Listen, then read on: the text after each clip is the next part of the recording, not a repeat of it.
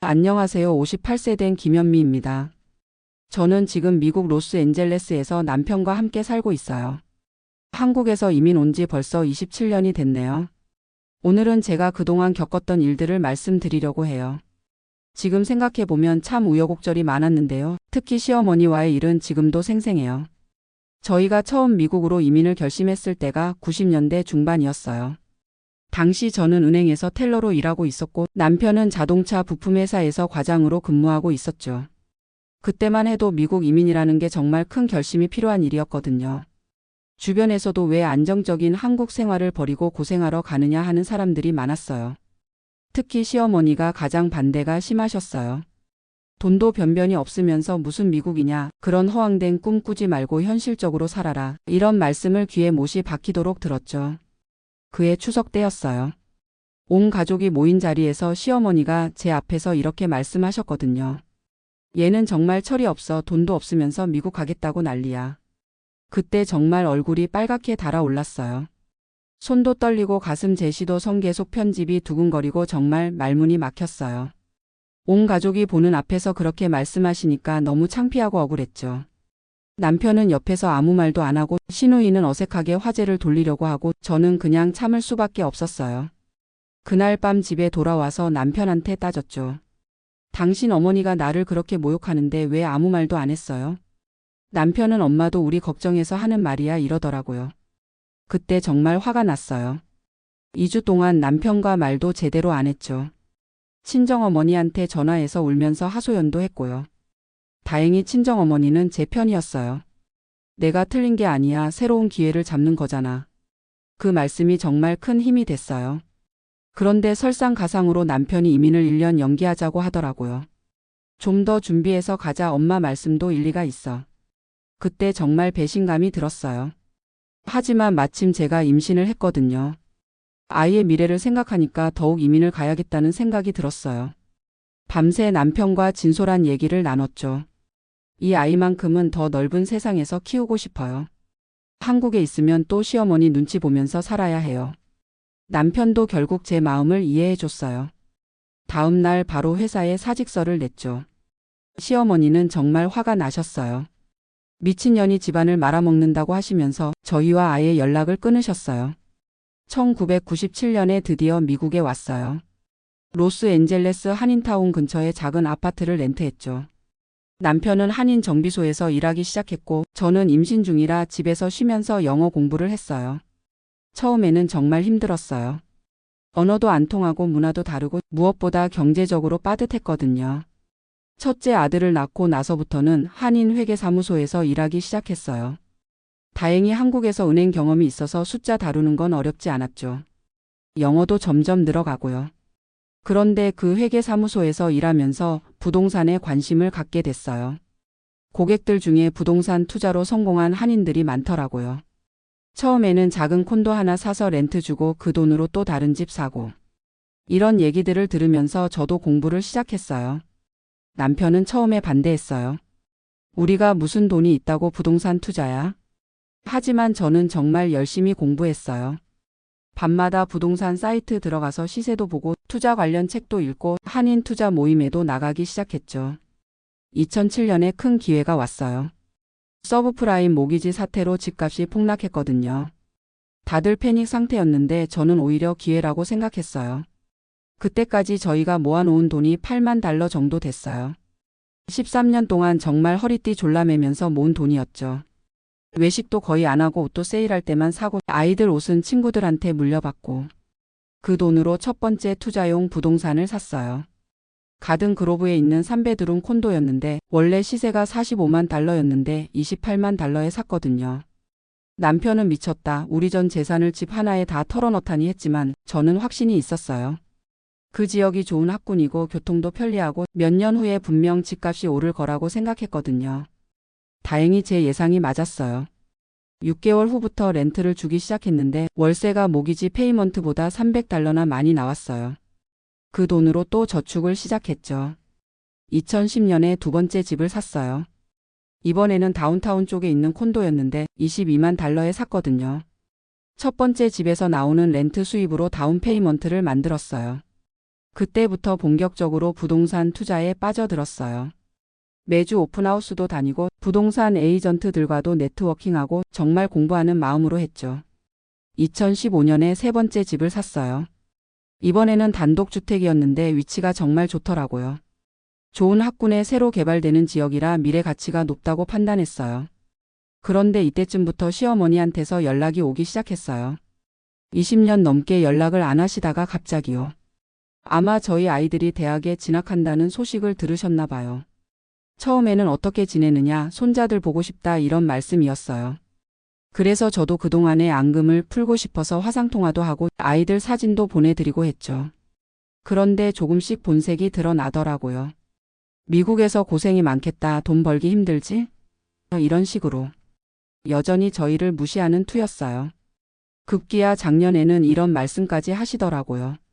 너희가 미국에서 아무리 벌어봤자 얼마나 벌겠냐. 한국이 훨씬 살기 좋아졌는데 돌아올 생각은 없냐? 그때 정말 화가 났어요. 27년 동안 고생해서 여기까지 왔는데 여전히 저희를 깔보시는 거더라고요. 더 기가 막혔던 건 올해 초에 있었던 일이에요. 시어머니가 갑자기 병원비가 필요하다면서 도움을 요청하셨거든요. 500만 원 정도 빌려달라고 하시더라고요. 남편은 어머니 일인데 어떻게 안 도와드릴 수가 있냐고 했지만 저는 좀 의심스러웠어요. 한국은 의료보험이 잘 되어 있는데 왜 그렇게 많은 돈이 필요한지. 알고 보니 시어머니 친구분이 투자한다고 해서 그 돈으로 투자를 하려는 거더라고요. 병원비는 핑계였던 거죠.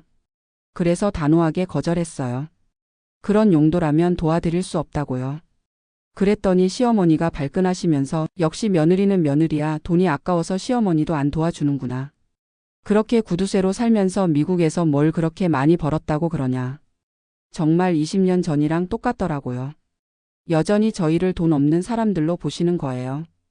그래서 그때 결심했어요. 이번 기회에 정확히 말씀드리자고요. 마침 둘째 딸이 한국으로 어학연수를 가게 됐거든요. 시어머니가 손녀 보고 싶다고 하셔서 딸이 시할머니 댁에 인사드리러 갔어요.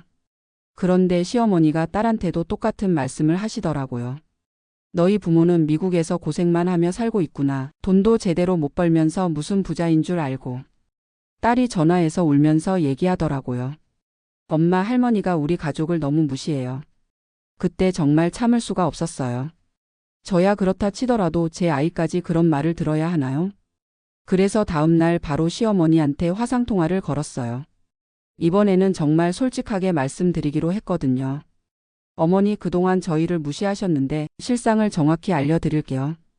그리고 저희 부동산 포트폴리오를 보여드렸어요. 컴퓨터 화면에 저희 소유 부동산 목록을 띄워놓고 설명했죠. 현재 저희가 소유한 부동산이 총 4채입니다. 살고 있는 집이 95만 달러, 투자용 부동산 3채가 총 260만 달러예요. 매월 렌트 수입만 8,500달러가 나와요. 시어머니 표정이 순간 굳어지더라고요. 그리고 남편 정비소 수입이 월 4,200달러, 401k 퇴직연금에 28만 달러가 있고 현금 저축도 15만 달러 있어요. 총 자산이 400만 달러 가까이 됩니다. 한국 돈으로 계산해서 알려드렸죠. 53억 원 정도 되는 자산이에요. 시어머니가 말문이 막히신 것 같더라고요. 한참 동안 아무 말씀도 안 하시다가 정말, 정말이냐? 네, 정말이에요. 27년 동안 정말 열심히 살았거든요. 어머니가 돈 없다고 무시하시던 그 며느리가 이만큼 해냈어요. 그때 시어머니 목소리가 완전히 바뀌더라고요. 현미야, 어머니가 몰랐구나. 그동안 정말 고생 많이 했겠다. 갑자기 존댓말도 쓰시고 어조도 완전히 달라지셨어요. 어머니한테 섭섭한 말 많이 들었지? 어머니가 잘못 생각했어. 20년 넘게 저를 무시하시던 분이 갑자기 이러시니까 솔직히 좀 당황스럽기도 하더라고요. 그 다음부터는 정말 180도 달라지셨어요. 매주 화상통화 하자고 하시고 현미는 정말 대단한 며느리다라고 하시고 주변 사람들한테 자랑도 하신다고 하더라고요. 심지어 미국 부동산 투자 좀 가르쳐 달라고까지 하세요. 예전에는 허황된 꿈이라고 하시던 분이요. 그리고 얼마 전에는 이런 말씀까지 하셨어요. 현미야, 어머니가 예전에 너한테 못되게 굴었지? 정말 미안하다. 그때 어머니가 너를 못 알아봤어. 처음으로 사과 말씀을 받았어요. 27년 만에요. 하지만 솔직히 말하면 아직도 완전히 마음이 풀리지는 않아요. 물론 사과해 주신 건 감사하지만 그동안 받았던 상처가 하루아침에 사라지지는 않거든요. 지금도 생각해보면 참 아이러니해요. 시어머니가 저를 무시했던 그 말들이 오히려 제가 더 열심히 살게 만든 동력이 됐으니까요. 돈도 없으면서라는 말이 계속 귀에 맴돌아서 정말 열심히 일하고 투자 공부도 하고 절약도 하면서 여기까지 왔거든요. 만약 시어머니가 처음부터 저를 인정해 주셨다면 지금만큼 성공하지 못했을 수도 있어요. 그런 면에서는 오히려 감사한 마음도 들어요. 지금은 저희 아이들도 다 컸어요. 큰 아들은 UC 버클리를 졸업하고 구글에서 일하고 있고 둘째 딸은 UCLA에서 의대 준비를 하고 있어요. 아이들이 가끔 물어봐요. 엄마 할머니한테 그렇게 무시당했는데 왜 참았어? 저는 이렇게 대답해줘요. 그때는 할머니 말이 맞는 것 같아서 속상했지만 지금 보니까 엄마한테 오히려 도움이 됐어. 사람을 무시하는 말은 듣는 사람에 따라서 독이 될 수도 있고 약이 될 수도 있는 거야. 요즘 시어머니는 정말 달라지셨어요. 명절 때마다 언제 한국 놀러 오냐고 하시고 현미가 해준 투자 좋은 대로 해서 수익이 났다고 자랑하시고요. 하지만 저는 아직도 조심스러워요. 사람이 그렇게 쉽게 바뀔까 싶기도 하고 혹시 또 언제 예전 모습으로 돌아가실지 모르거든요. 그래서 적당한 거리를 유지하고 있어요. 예의는 지키지만 너무 가깝게 지내지는 않으려고요. 남편은 어머니가 사과도 하셨는데 이제는 좀 마음을 열어라고 하지만 한번 깨진 신뢰를 회복하는 건 쉽지 않더라고요. 그래도 지금은 평화로워요. 더 이상 무시당하지도 않고 아이들도 할머니한테 상처받지 않고 저희 실력을 인정받으니까 마음이 편해요. 이제 60을 앞두고 있는데 앞으로는 좀 더 여유롭게 살려고 해요. 부동산 투자도 안정적으로 하면서 여행도 다니고 취미생활도 하고요. 젊은 며느리분들한테 해주고 싶은 말이 있어요. 시어머니가 무시한다고 해서 주눅들지 마세요. 그런 말들이 오히려 여러분을 더 강하게 만들 수 있어요. 물론 참는 게 항상 답은 아니에요. 때로는 당당하게 맞서는 것도 필요하죠. 하지만 감정적으로 대응하기보다는 실력으로 증명하는 게 더 확실한 방법인 것 같아요. 저처럼 해외에 계신 분들은 특히 더 그래요. 고향을 떠나서 사는 게 쉽지 않지만 그만큼 더 넓은 기회도 있거든요. 포기하지 말고 끝까지 해보세요. 부동산 투자에 관심 있으신 분들도 많을 텐데 처음에는 정말 작은 것부터 시작하세요. 저도 처음에는 $80,000로 시작했어요. 중요한 건 꾸준함이에요. 그리고 무엇보다 가족의 지지가 중요해요. 남편이 처음에는 반대했지만 결국 제 뜻을 따라줘서 여기까지 올 수 있었거든요. 가족이 하나로 뭉치면 못 해낼 일이 없어요. 시어머니와의 관계도 지금은 나쁘지 않아요. 완전히 예전처럼 친밀하지는 않지만 서로 존중하는 관계가 됐으니까요. 사실 이게 더 건강한 관계일 수도 있어요. 앞으로도 계속 성실하게 살아갈 거예요. 아이들에게 부끄럽지 않은 부모가 되려고 하고 시어머니한테도 정말 좋은 며느리였다는 인정을 받고 싶어요. 지금까지 제 이야기 들어주셔서 감사합니다. 혹시 비슷한 상황에 계신 분들한테 조금이라도 도움이 됐으면 좋겠어요.